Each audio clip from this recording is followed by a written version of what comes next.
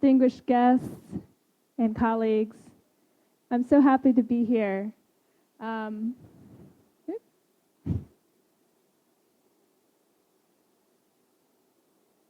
Having a little issue. Oh, here we are. I'm very happy to be here to talk about public science literacy through entertainment games. And as we've seen, there are many ways that we can promote public science literacy through video games, whether it's by games for learning, games for research, or citizen science games, or even game creation itself.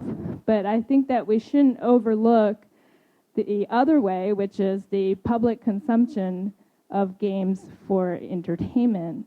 And I'm here to tell you why.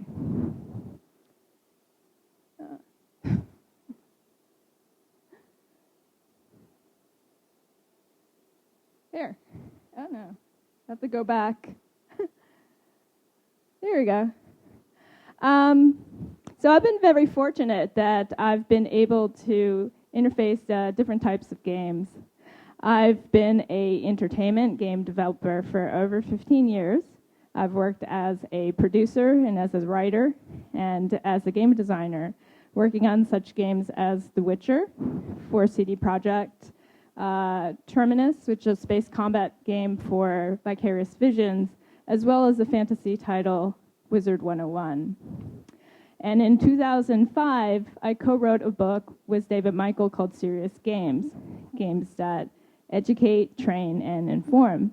And like Sybil was saying, that serious games have a purpose that is for non-entertainment. This doesn't mean that it's not entertaining or it's not fun. It's just that there is some other purpose for the game. And in this book, we did a survey of serious game developers to find out how they were doing. What did they think the future would lead to, and what were the difficulties in the field at the time? Because of that research, about 2 years ago, in the 10th anniversary of the book, the Cooney Center, which was the nonprofit arm of the Sesame Street Workshop in New York City, they asked me to revisit this survey and see if anything had happened in the last decade, in particular for educational game developers, or what we would call the learning game segment of the community. And what we found was that, first of all, there was wider acceptance of video games in the classroom. But more interestingly enough, there was a subsection of game developers who felt that their game was not purely educational or purely entertainment. They felt like it could cover both, that they could sell their game in the App Store and it would do well, and they could also have their game in the classroom and be used for it, to be used in teaching. Take, for instance, the game Dragon Box. And Dragon Box teaches algebra. But many of the children who play Dragon Box don't know that it teaches algebra.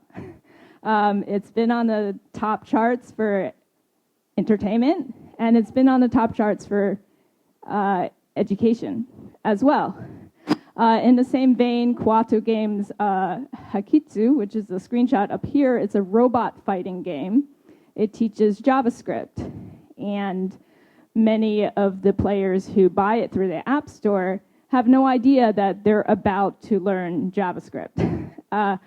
But the developers themselves have reached out to teachers in the UK to use their game to teach JavaScript.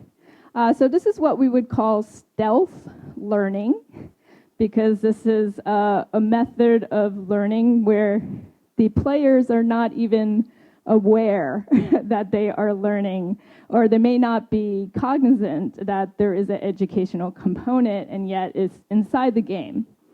And so they approach it as just a fun experience, and they want to play, and they want to win the game, And as they do, they learn more and more about whatever principle the game is teaching.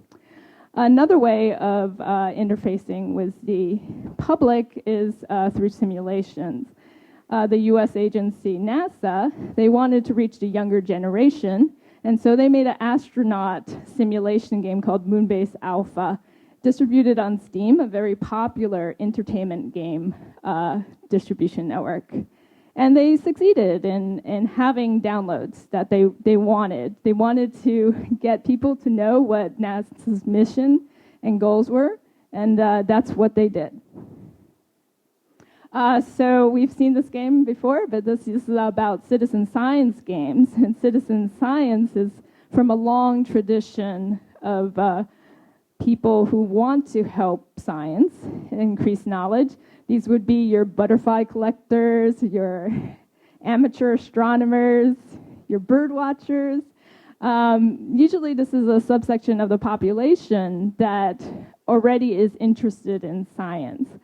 But in terms of video games and entertainment video games in particular, I think that we can have a broader reach.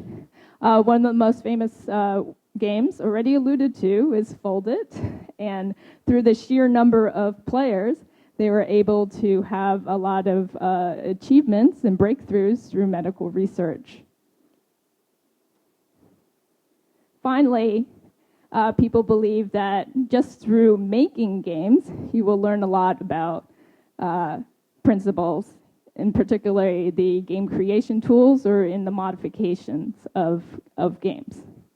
So when I talk about entertainment games, I'm not purely talking about repurposing existing commercial games. That's not what I mean. It's true that teachers have recognized that entertainment games can be used in the classroom.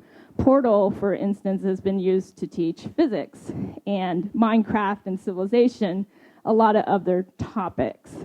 What I'm talking about are entertainment games made for the entertainment sector, and yet they have value within them, and they are educational.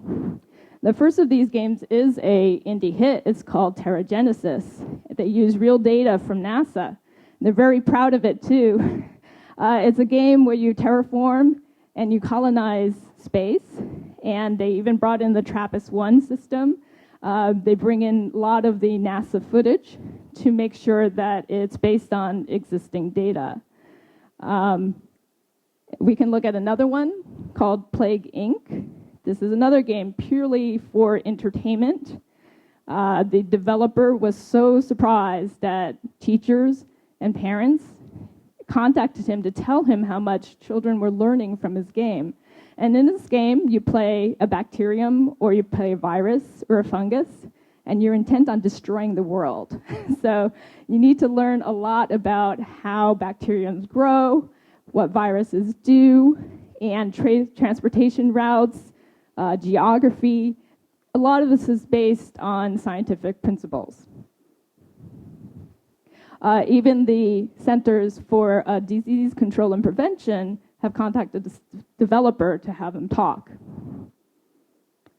But it's not true that it has to always be a realistic simulation.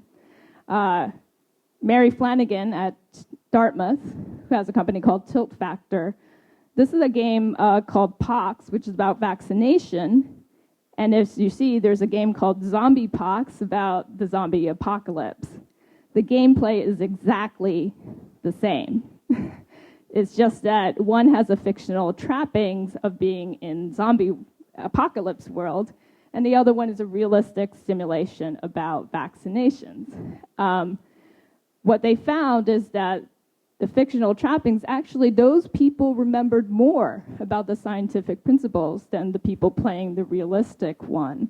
And I think this is because it was something that engaged them on a level about the fiction, and it brought them into it. More people played the game, more people understood the principles and remembered it.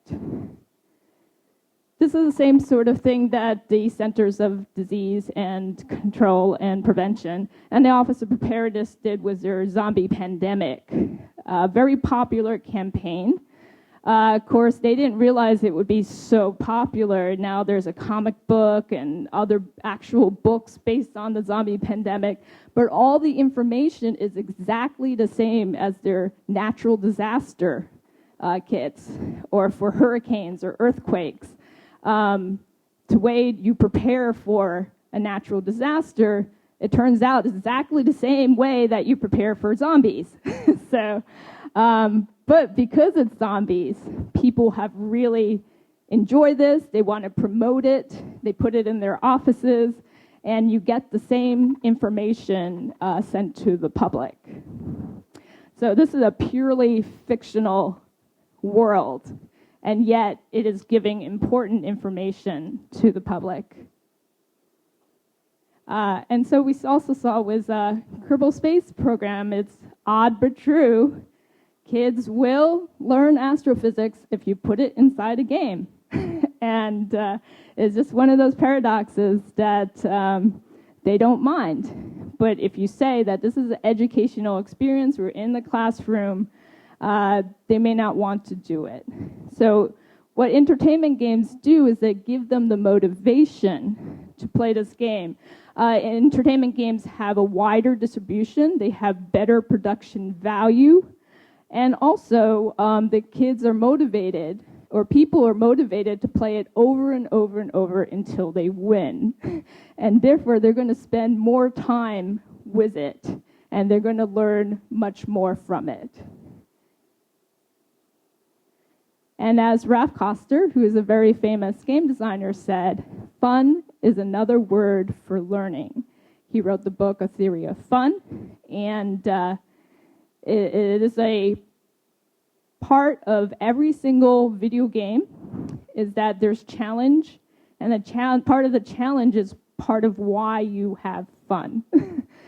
So I think that teachers have already recognized the potential of entertainment games, especially for use in the classroom, and so we shouldn't overlook this because the entertainment games have this wider reach.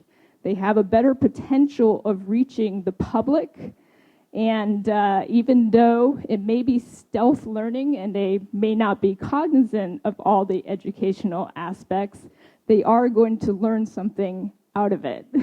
So I hope that you have seen in the value in entertainment games. Thank you very much.